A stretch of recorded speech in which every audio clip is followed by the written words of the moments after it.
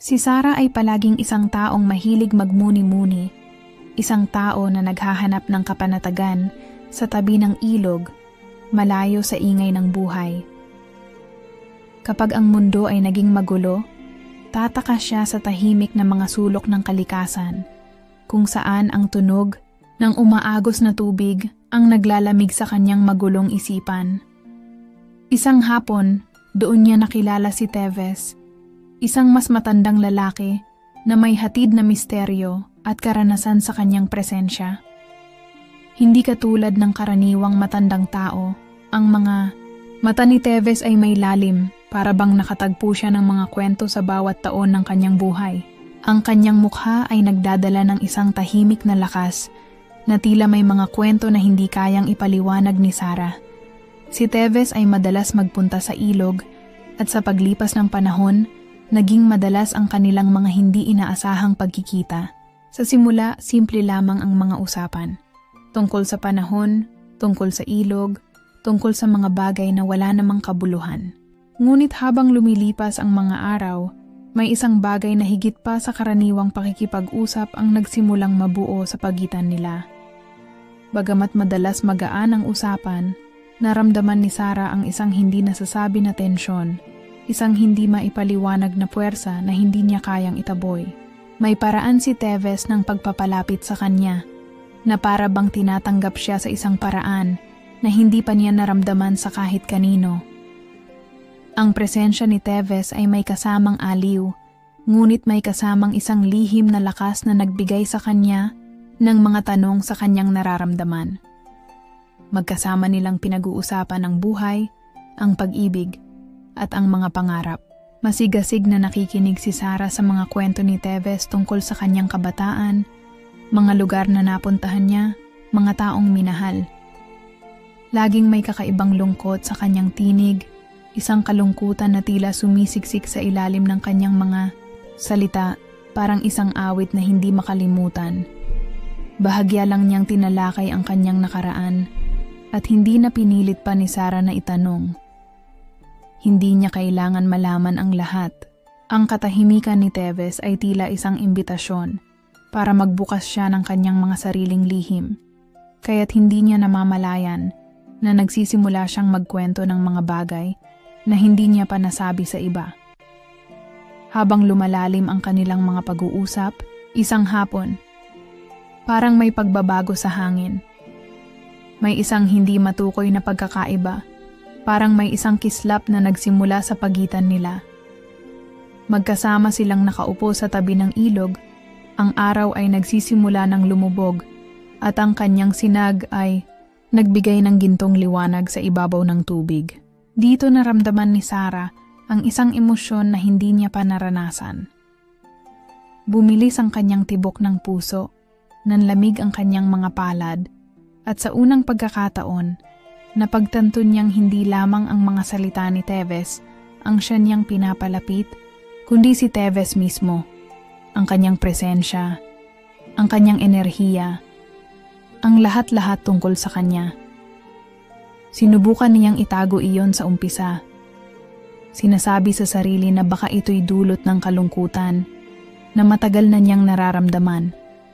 Ngunit habang lumilipas ang mga araw, mas lalo lamang itong lumalim. Si Tevez, na dati tila magaan ang pakikitungo, ay nagbago rin. Ang kanyang mga mata, na dati malayo, ngayon ay tila nakatingin sa kanya ng matagal. Tinitignan siya ng may tanong, at tila nararamdaman din ang parehong pagnanasa na bumangon sa kanyang puso. Ngunit sa kabila ng kanilang hindi mapagkakailang koneksyon, nagdadalawang isip pa rin si Sarah. Hindi niya matukoy kung ano, ngunit mayroong isang bagay kay Tevez na nagpapaalalahan sa kanya na mag-ingat. May isang misteryo tungkol sa kanya na nagpapagulo sa kanyang isipan at sa kabila ng nararamdamang pagkahumaling, inilalayo siya nito. Matanda siya kaysa kay Sarah at may mga hindi nakasulat na batas sa lipunan na nagpapaisip kung tama ba ang kanyang nararamdaman. Ngunit sa mga tahimik na sandali sa tabi ng ilog, lahat ng iyon ay nawawala. Tanging silang dalawa lang. Dalawang kaluluwa na, sa kabila ng kanilang mga pagkakaiba, ay nagkakaintindihan sa mga paraang hindi kayang ipaliwanag ng mga salita. Hindi alam ni Sarah na ang relasyon nilang ito ay malapit ng magbago. Isang pagbabago na mag-aapekto sa kanyang buhay magpakailanman. Habang nakaupo siya sa tabi ng ilog ng araw na iyon, pinagmamasdan ang agos ng tubig, naramdaman niyang may isang hindi maipaliwanag na kabigatan sa kanyang dibdib. Wala siyang ideya kung anong mangyayari, ngunit sa kaibuturan ng kanyang puso, alam niyang may mangyayaring malaking pagbabago. Ang katahimikan bago ang nandyan na yon si Rin, ang pinakamabigat na sandali ng buhay ko. Hindi ko na kayang pigilan pa. Siguro nga, isang bahagi ko lang ang nagsasabing magtago. Na wag nang pag-usapan, na baka hindi pa ito tamang panahon. Pero may isang bahagi sa akin na hindi na kaya pang maghintay. At yon, si Rin, ang naging dahilan ng aking pagkatalo sa sarili ko. Nandyan na siya, si Teves, na palaging may matang nagpapahiwatig ng lihim, na parang may dinadala siyang mabigat na bagay, na kahit na siya'y tumatawa, parang may anino pa rin sa likod ng kanyang mga mata. Siya na hindi ko kayang iwasan, ang taong sa bawat paglapit ay unti-unting nagiging bahagi na ng mundo ko. Hindi ko na kayang hindi isipin siya, hindi maramdaman ang bawat salita na binibitiwan niya, ang bawat titig na ipinupukol sa akin. At sa mga sandaling iyon, hindi ko na kayang magpanggap. Sa harap ng ilog na noon ay tahimik lang. Hindi ko na kayang itago ang nararamdaman ko para sa kanya. Ang puso ko'y kumakabog ng matindi. Habang ako'y nag-iisip kung ano ang mga susunod na sasabihin, bawat hakbang ko papalapit sa kanya ay nagiging mas mabigat. At parang ang bawat galaw ko ay nahulog sa isang bitag ng mga hindi ko kayang ipaliwanag na damdamin. Manong, gusto ko sanang malaman kung anong nararamdaman mo para sa akin. Hindi ko alam kung anong puwersa ang nag-udyok sa akin upang magsalita ng ganun. Ang mga salita ay dumaan sa aking bibig, na parang mga halimaw na walang kinalaman sa anumang pagtatangka ko na magtago. Minsan, iniisip ko kung bakit ko pa ba ito sinabi. Minsan, nagtataka ako kung ito ba ay isang pagkakamali. Pero nang makita ko ang reaksyon sa mga mata ni Teves, parang may naramdaman akong pag-aalangan at hindi ko maintindihan kung ano ba talaga ang ibig niyang iparating. Nagkaroon kami ng isang saglit na katahimikan. Ang hangin na dumadampi sa aming mga balat ay nagdala ng lamig na hindi ko inaasahan. Sabi niya, "Huwag mong isagad." Hindi ko alam kung paano ko ito ipapaliwanag si Rin. Ang mga salitang iyon ay hindi rejection, pero hindi rin sagot.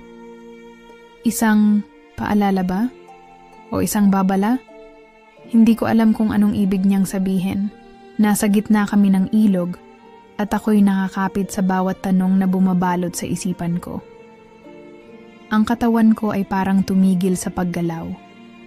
At ang puso ko na noong unay naglalakad na mabilis, ngayon ay unti-unting bumabalik sa normal. Pero ang damdamin ko, ang init sa katawan ko, ay hindi nawawala. Parang may isang bagay na nagsisilibing gapos na hindi ko matanggal. Ibinulong ko sa sarili ko. Huwag mong isagad. Pero paano nga ba? Kung hindi ko isasagad, paano ko pa malalaman kung anong nararamdaman ko para sa kanya? Sa mga sandaling iyon, hindi ko pa alam kung anong epekto ng aking confession. Wala akong nakikitang kasiguraduhan sa sagot niya at wala ring gabay na nagsasabing tama ako sa nararamdaman ko. Kailangan ko pa bang umasa? Kailangan ko pa bang ipagpatuloy ito? Walang katiyakan si Rin. Pero ang pakiramdam ko, hindi ko na kayang alisin ang kanyang imahe sa aking isipan. Hindi ko na kayang gawing ordinaryo ang lahat ng ito. Siguro nga, sa bawat pagkikita namin, patuloy akong nahulog sa isang mundo na puno ng init at takot. Ang katawan ko ay tila nagsasalita ng sarili niyang wika, habang ang puso ko'y patuloy na naglalaban, naguguluhan. Ngayon, hindi ko alam kung anong susunod. Hindi ko alam kung anong magiging epekto ng lahat ng ito. Pero ang tanging alam ko lang, Serene, ay wala ng ibang paraan kundi ang magpatuloy. Ang landas na tinatahak ko ngayon ay puno ng mga tanong at hindi ko alam kung anong magiging sagot. Sana ay may magbigay linaw sa aking kalagayan. Serene, dahil sa mga sandaling ito, ako'y naguguluhan at hindi ko na alam kung anong direksyon ang tatahakin ko. Hindi ko alam kung anong nangyari, pero ang mga araw pagkatapos ng confession ko kay Teves ay tila naging isang malupit na pagninilay-nilay na puno ng kalituhan. Hindi ko na siya makausap tulad ng dati. Nung una, hindi ko ito napansin. Baka dahil nagbigay siya ng konting oras para makapag-isip. Pero sa bawat araw na lumipas, ang layo niya sa akin ay naging mas malaki. Parang ang distansya namin ay hindi lang pisikal, kundi pati na rin sa puso at isip. Ang mga titig niya ay hindi na tulad ng dati. Minsan, tatagal siya ng ilang segundo na parang may gustong iparating sa akin, pero hindi ko na kayang intindihin. Ang mga mata niyang dati puno ng kabighanian, ngayon ay parang nagiging malupit na alon ng ilog na hindi ko kayang sunugin. Ang mga paborito niyang ngiti, yun na lang sana ang nais kong makita. Pero wala. Hindi na siya nagiging komportable sa paligid ko. Parang may nakaambang pader sa pagitan namin. Nagpupumilit akong makipag-usap. Ngunit sa tuwing lumapit ako, parang may bakod na humaharang. Hindi ko alam kung ano ang nangyari. Parang ang lahat ng anggulo ng pagtingin ko sa kanya ay nagiging malabo. Kung dati ay makikita ko siya ng buo, ngayon ay para na siyang anino. Isang pahid ng kasaysayan na hindi ko kayang hawakan.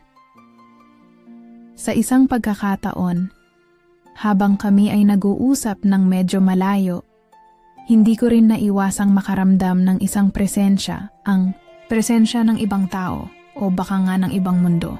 Nakarinig ako ng mga bulong-bulungan, mga salita na tila may kinalaman sa kanya.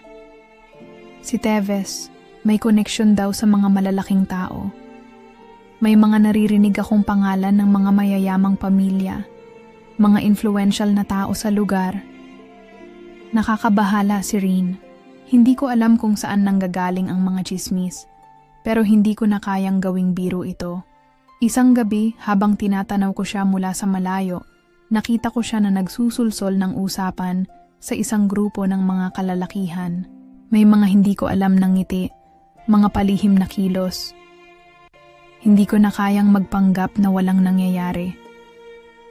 Kakaibang pakiramdam, Serene, ang makita siya na parang bahagi ng isang mas malalim na mundo.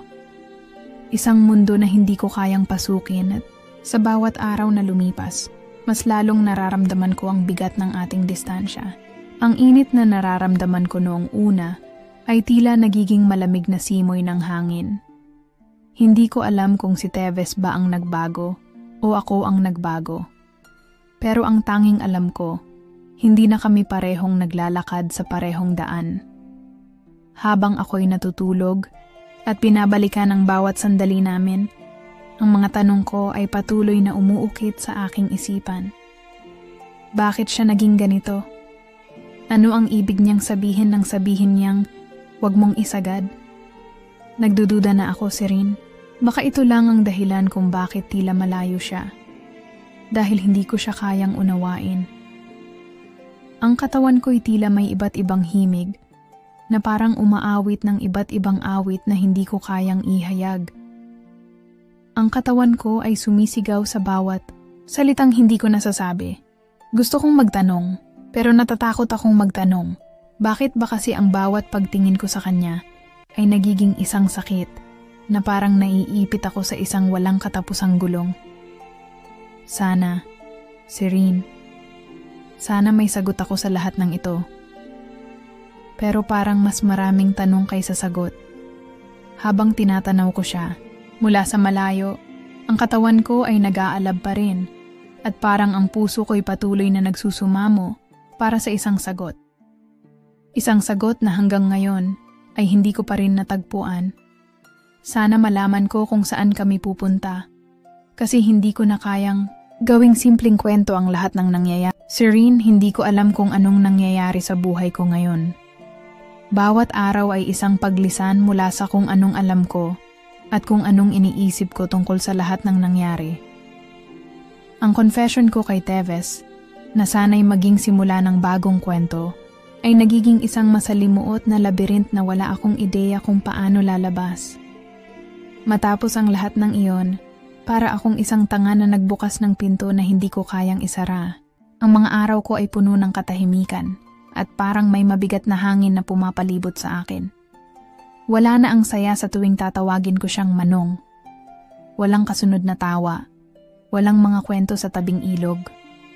Parang nawawala na siya sa mundo ko at sa bawat pagtatangkang lumapit sa kanya, parang may isang pader na bumangon sa pagitan namin. Hindi ko rin alam kung sino pa ang mga tao sa paligid ko. Ang mga kaibigan ko, na dating mga kasama ko sa bawat galak at lungkot, ay nagsimula ring mag-iba. Alam mo, Serene, may mga pagkakataon na kahit sila ay may halong panghuhusga sa mga mata nila kapag tinitingnan nila ako. Hindi ko na alam kung kasalanan ko ba na umamin ako o kasalanan ko na masaktan at masaktan na lang ng ganito. Sa isang gabi, habang naglalakad ako sa kalsada, bigla na lang may lumapit na pamilyar na tao. Si Rex. Isa siyang matagal ko ng kaibigan at hindi ko akalain na siya pa ang magpapakita sa mga sandaling ito. Si Rex, na hindi ko inaasahan, ang muling tumawag sa akin at mula nang siya ay dumating, parang may parte ng puso ko na nahanap ang sagot na wala akong makuha kay Teves. Si Rex, para bang alam niya ang lahat ng nararamdaman ko. Ang bawat titig niya, ang bawat sagot na ibinibigay niya sa mga tanong ko, ay parang siya ang nagiging sagot sa bawat lihim na hindi ko pa matanggap. Alam ko, Serene, na hindi ako pwedeng magpanggap na walang epekto si Rex sa akin. Si Rex ang unang lalaki na naging dahilan ng init na nararamdaman ko sa katawan ko bago pa ako makilala si Teves. Ngunit may isang bagay. May mga lihim din si Rex at hindi ko alam kung ano ang mga iyon. Pero sa oras na ito, siya ang naging kasangga ko sa mga araw na ang puso ko ay nahulog sa isang madilim na butas. Habang binabalikan ko ang mga gabi na nag-uusap kami ni Rex, may mga tanong na tumatakbo sa isipan ko. Kung si Rex ang narito, bakit hindi ako makaramdam ng kapayapaan? Bawat titig niya ay nagsasabi ng mga bagay na hindi ko kayang sagutin. Ngunit sa bawat hawak niya sa kamay ko, may isang bahagi ng katawan ko na parang humihiling na sana siya na lang ang masundan. Hindi ko kayang tanggapin na si Teves pa ang nararamdaman ko, lalo na kung ang mga tanong ko ay nagiging sagabal sa aking kaligayahan. Pero si Rex, sa lahat ng pagiging komplikado, ay tila may mga sagot na hindi ko pa naririnig. Bilang isang babae, Serene, ang puso ko ay nahulog na at tanging sa mga lalaki ko lang natutunan kung gaano kalakas ang kanilang hatak. Ngunit ang kasunod na pangyayari ay nagdudulot ng tensyon. Ang mga tanong ko ay nagsimula ng magbukas ng mga sugat na matagal ko nang iniwasan. Pumapasok sa aking isipan ang takot, ang pangarap ko na masaktan, at ang katotohanan na hindi ko kayang kontrolin ang lahat. Isang simpleng confession lang ang nagbukas ng pinto sa isang labyrinth ng mga lihim at hindi ko alam kung paano ko ito haharapin. Ngayong ang mga araw ko ay puno ng kalituhan, hindi ko alam kung tama pa ba akong maghintay o dapat nang tanggapin ang mga nangyari. Ngunit ang isang bagay na hindi ko kayang iwaksi ay ang pagnanasa sa katawan ni Teves. Kahit malayo siya, kahit hindi ko siya kayang lapitan, may isang pakiramdam na nagsasabing, siya pa rin ang hinahanap-hanap ng puso ko. At ang masakit pa dito, Hindi ko kayang ipaliwanag kung anong klaseng laro ang iniisip ko sa sarili ko. Minsan, Serene, ang katawan ko ay puno ng init na parang sumabog sa mga hindi ko kayang ipaliwanag na damdamin. Ngunit ang lahat ng iyon ay may kalakip na kabiguan. Si Teves at si Rex. Ang mga mata ko ay nananabik, pero ang utak ko'y nahulog na sa isang madilim na sulok na wala nang daan palabas. Mahal kong DJ Serene, hindi ko alam kung anong klaseng epekto ang nangyayari sa buhay ko. Hindi ko alam kung saan ito papunta, at higit sa lahat, hindi ko alam kung paano ko haharapin ang lahat ng ito. Ang tanging alam ko, ang consequences ng confession ko, ay patuloy na bumabalik, at ang puso ko ay patuloy na naglalakbay sa mga landas na puno ng hindi tiyak na mga sagot. Puno ng tanong ang bawat araw ko mula nang maganap ang lahat ng iyon. Kailangan ko ng mapag-isa, kaya't madalas akong nagpupunta sa tabi ng ilog, doon kung saan hindi ako ginugulo ng mundo. Doon ko muling natagpuan ang sarili ko, o kung hindi, man ang mga piraso ng sarili ko na nawawala mula nang magbukas ang pinto ng mga lihim na hindi ko pa kayang tanggapin. Sa bawat pag-upo ko sa batong iyon, na tila hindi naman kayang tanggalin ang bigat sa puso ko, iniisip ko kung tama ba ang ginawa ko. Dati-rati, hindi ko naisip na ang isang simpleng pagsabi ng nararamdaman ko ay magiging sanhi ng ganitong kalituhan. Naisip ko, baka nga hindi ko na dapat ginawa. Masyado akong naging tanga, Serene. Paano ko nasabi ang mga salitang, "Manong, gusto ko sanang malaman kung anong nararamdaman mo para sa akin." Nang sabihin ko iyon, parang ang bigat-bigat na ng mga salitang iyon sa loob ko, hindi ko kayang baguhin ang mga nangyari. Pero hindi ko rin kayang pigilan ang sarili ko sa pagtatanong, dapat ba akong magdusa dahil lang sa nararamdaman ko? Ngunit habang binabalikan ko ang mga araw na puno ng tensyon, natutunan ko ring tingnan ang sarili ko mula sa ibang perspektibo.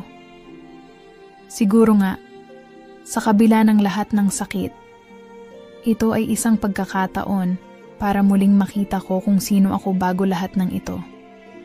Bago si Teves, bago ang mga tanong, at ang mga huling titig na nag-iwan ng sakit sa bawat galak. Hindi ko alam kung paano ko napagod ang sarili ko, pati na ang mga mahal ko sa buhay, sa paghahanap ng sagot sa isang tanong na hindi ko kayang sagutin. Habang pinagmamasdan ko ang mga alon sa ilog, naramdaman ko na parang unti-unti ko nang naaalala ang mga bagay na wala akong oras makita noon. Si Sarah na hindi pa nababalot ng mga pangarap ng ibang tao. Si Sarah na hindi nakatali sa mga tanong at usap-usapan tungkol kay Teves. Si Sarah na may sariling mundo, mga hiling at pangarap na hindi humihingi ng sagot mula sa iba. Parang ang tanging oras na ako ay tunay na nabuhay ay nung muling natutunan ko ang mga simpleng bagay sa buhay ko. Ang pagsulat, ang magbabad sa ilalim ng araw, ang makinig sa mga tunog ng kalikasan. Mga bagay na nakakalimutan ko noon.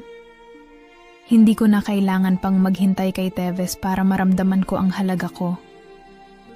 Hindi ko na kailangang maging ganito na nakatali ang puso ko sa isang tao na hindi ko kayang kontrolin. Si Teves ay isang bahagi lamang ng isang kwento, ngunit hindi siya ang buong kwento ng buhay ko. Ang buhay ko ay narito, sa ilog, sa mga araw na walang katahimikan, at sa mga sandaling ako lang ang kasama ng sarili ko. Hindi ko na kailangan pang maghintay para masabi ang lahat ng gusto kong sabihin. Nandyan si Rex, ang mga kaibigan ko, at higit sa lahat nandyan ako. Nagsimula akong magtanim ng mga bagong pangarap, mga pangarap na hindi ko kailangang paghatian o ialay sa iba. Iyon ang unang hakbang ko, Serene, para makawala mula sa mga tanong na ako rin ang nagpasimuno. Kailangan ko ng espasyo, hindi lang para maghilom, kundi para matutunan kung paano tanggapin ang sarili ko. pati na ang mga pagkatalo at pagkakamali. Hindi ko alam kung ano ang darating sa mga susunod na linggo o buwan. Pero ang alam ko, sa kabila ng lahat ng ito, natutunan kong mahalin ang sarili ko muli. Hindi ko alam kung anong mangyayari sa relasyon namin ni Teves. Kung sa kabila ng lahat, ng mga alingaw-ngaw ay maghahanap pa siya ng sagot sa mga tanong ko. Ngunit sa ngayon, Serene, nakikita ko na hindi ako pwedeng maghintay sa isang tao na hindi rin sigurado sa kung anong nararamdaman niya. Kaya't ang pinakaimportante ngayon ay ang muling buuin ng sarili ko. At kahit magpatuloy ang lahat ng mga tanong na yon, sa ngayon, natutunan kong tanggapin na hindi ko kailangang sagutin ang lahat ng iyon. Ako ang may hawak ng aking sariling nasa gitna ng gabi, habang ako'y naglalakad sa kahabaan ng ilog. Isang hindi inaasahang pangyayari ang nagbigay liwanag sa aking isip. Dumaan si Teves, at sa pagkakataong iyon, hindi siya tulad ng dati. Ang mga mata niya ay puno ng isang bagay na hindi ko maintindihan. Hindi na siya ang misteryosong lalaki na nagpapaasa o ang kaibigan na malayo at tahimik. Ngayon, tila may iba siyang tinatagong lihim na lumabas sa kanyang mga mata. Sarah, ang tinig niya ay mabigat. Parang ang bawat salitang binanggit niya ay may bigat na hindi ko kayang unawain. May kailangan akong sabihin sa'yo. Napaatras ako ng kaunti. Hindi ko alam kung ano ang susunod na mangyayari. Puno ng tensyon ang paligid. At ramdam ko na hindi na ito ang simpleng gabing iyon na nagpapalipas lang kami ng oras. Sa bawat hakbang niya patungo sa akin, nararamdaman ko ang pagsabog ng puso ko. Hindi ko alam kung dahil ba sa takot o dahil sa unti-unting paglilinaw ng lahat ng mga katanungan ko sa kanya. Alam ko, sabi niya. Ang tinig niya ay may kabuntot, na kalungkutan, na baka iniisip mo na hindi kita pinansin o iniiwasan. Hindi ko kayang magbigay ng sagot sa iyo noon dahil may mga bagay na hindi ko kayang isiwalat.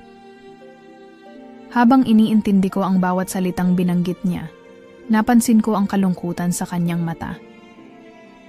Hindi ito ang Teves na parang may mga lihim na hindi kayang ibukas, kundi ang isang Teves na tila may mabigat na pinagdadaanan at masakit ang magbukas ng pinto sa mga nakaraan. May mga bagay na hindi ko kayang ipaliwanag, patuloy niya, at hindi ko alam kung paano ko ipapaliwanag. Pero gusto ko lang malaman mo na hindi ko inaasahan ang lahat ng ito. Hindi ko rin alam kung bakit nagkaroon ng ganitong koneksyon sa pagitan natin. Ang mga salitang iyon na naglalaman ng hindi pagkakasunduan at hindi pagkakaintindihan ay nagpatuloy sa hangin. Naramdaman ko ang pagkalito at pagdududa. Ang mga tanong ko na matagal nang sumik, bigla na lang nagbigay ng bagong liwanag. Pero hindi ko alam kung ito ba ay liwanag ng pag-asa o liwanag ng isang madilim na katotohanan. Bumuntong hininga ako at nagsalita. Kung hindi mo kayang magbigay ng sagot, Teves, hindi ko na alam kung anong mangyayari sa atin. Nagkatinginan kami at sa loob ng ilang sandali, hindi ko alam kung anong mararamdaman ko. Naalala ko ang lahat ng nararamdaman ko at ang matagal kong hinanap na sagot na sa lahat ng ito, parang tinatanggi pa rin. Ang gusto ko lang, nagpatuloy siya, ay malaman mong hindi kita ginusto ng ganito. Hindi ko kayang gawing masakit ang lahat ng ito, pero hindi ko kayang magsinungaling pa. Ang bawat sagot na binanggit ni Teves ay parang isang paghuhulog ng mga piraso ng masalimuot na kwento, at natutunan ko na minsan, hindi lahat ng sagot ay kaya nating tanggapin, pero ang mga sagot na yon, kahit na masakit, ay magdadala ng liwanag sa mas madilim na landas na tatahakin ko. Nararamdaman ko na may mga bagay pa akong kailangang matutunan. Hindi lang mula kay Teves, kundi mula sa sarili ko. Hindi ko alam kung saan patungo ang lahat ng ito, ngunit sa gabing iyon, nakita ko na kahit ang mga sagot na hinahanap ko ay may kabuntot na masalimuot na katotohanan. Bilang mga linggo ay lumipas, unti-unting natutunan ni Sarah na tanggapin ang mga bagay na hindi niya kayang baguhin. Sa bawat araw na lumilipas, napansin niyang ang mga sugat sa kanyang puso ay unti-unting naghilom. Bagamat may mga pagkakataong ang mga alaala ni Teves ay muling bumabalik at nagdudulot ng kalituhan. Ang mga tanong at pagdududa ay naiwan sa kanya. Ngunit isang bagay ang naging malinaw. Kailangan niyang magdesisyon para sa sarili niya. Isang hapon, habang naglalakad siya sa ilalim ng malamlam na araw, naisip niya kung hanggang kailan niya palalampasin ang mga pagkakataong ipagkait ang kanyang kaligayahan sa pag-aalala sa ibang tao. Napag-isip-isip niya na kung patuloy niyang haharapin ang mga pangarap na hindi niya kayang hawakan, malalagpasan niya ang mga bagay na maaaring magbigay saya sa kanya. Naramdaman niyang ang relasyon nila ni Teves ay hindi na tulad ng dati at, marahil, ang takot niya na mawalan ng pagkakataon ay nagdulot lamang ng takot at pagdududa.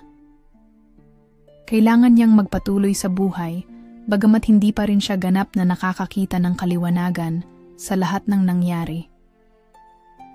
Sarah, kaya mong magpatuloy, ang sabi ng isang boses sa kanyang isipan. Hindi ito ang tinig ni Teves, kundi ang kanyang sariling tinig na nagsasabing hindi siya dapat matakot magdesisyon.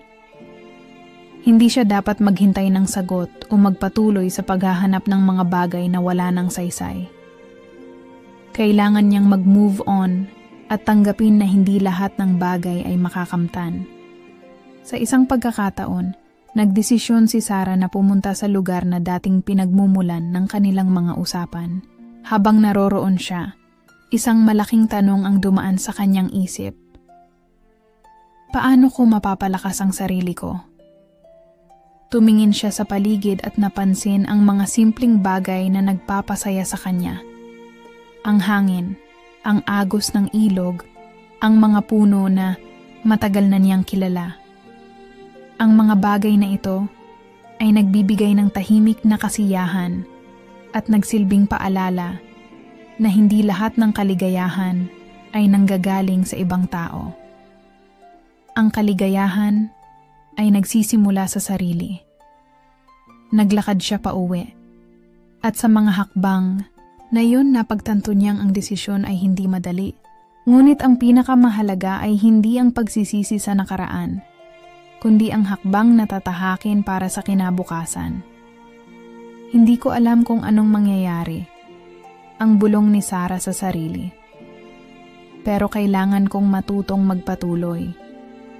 At sa huling tingin, kay Teves, ang lalaki na naging bahagi ng kanyang kwento, napagtanto niyang hindi na niya kailangan pang maghintay ng sagot mula sa kanya. Ang sagot na kailangan niyang marinig ay mula sa sarili. Ang mga araw ay patuloy na lumipas. At sa bawat isa, nagkaroon ng bagong pag-asa si Sarah. Bagamat hindi pa niya ganap na naaalis ang mga anino ng nakaraan, natutunan niyang tanggapin na hindi lahat ng tanong ay may sagot at hindi lahat ng sagot ay makapagbibigay ng kasiyahan. Ang pinakamahalaga ay ang matutong magpatawad, hindi lang ang iba, kundi ang sarili. Isang araw, habang naglalakad siya sa ilalim ng araw, nahanap ni Sarah ang sarili sa isang lugar na puno ng katahimikan. Dito siya natutong makipagkasundo sa kanyang sarili. Isang hakbang patungo sa ganap na kalayaan mula sa mga pangarap na hindi siya kayang hawakan. Sa mga nakaraang linggo, natutunan niyang tanggapin na ang bawat tao ay may kanya-kanyang laban at hindi lahat ng laban ay kayang tapusin o maitawid. Ang mga pagkatalo at sugat ay bahagi ng buhay at mas mahalaga ang pagkakaroon ng lakas na magpatuloy. Tulad ng ilog na hindi titigil sa pag-agos, natutunan ni Sarah na ang buhay ay hindi hihinto para sa kanya. Ang mga pangarap na hindi natupad ay nagbigay ng leksyon na magagamit niya sa hinaharap. Sa wakas, hindi na siya natatakot na humarap sa mga bagong pagsubok Bagamat may mga pagkakataong ang alaala ni Teves ay bumabalik, pero natutunan niyang walang saysay ang maghuwad ng mga pangarap na hindi na magiging realidad. Ang buhay ko ay akin, ang sabi ni Sarah. Ang mga mata niya ay nagsisilbing gabay sa kanyang bagong paglalakbay. Hindi na siya maghahanap ng kasagutan mula sa iba, kundi mula sa sarili niya. Sa huli, ang pagmamahal na hinahanap niya ay hindi dapat nakatali sa iba, kundi sa kung paano niya minamahal ang sarili.